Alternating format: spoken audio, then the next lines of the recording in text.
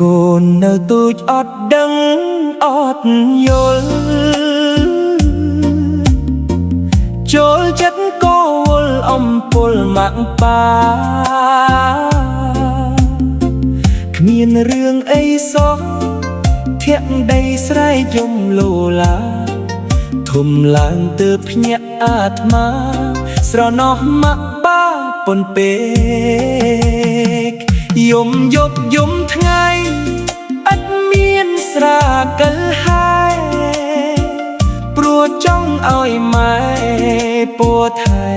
ជាប់ប្រាំស្រែកដូចកូនរៃសបាយយំតំឡងគេអុកលុកពុកម៉ែឥតលហើយញាស្នេហ៍អើយកូនសុំទោសបាតដៃទាំងទ្វេពុកម៉ែលើកបីថ្មងកូនអបអាប់ដាំទ្រូងអងរួនឲ្យកូនបាត់យំម៉ែជាងបំពេស្ដាប់សំឡេងម៉ែសុខស្ងប់ហារតីព្រះគុណពុកម៉ែធំក្រៃផែងដីក៏ព្រៀបមិនបា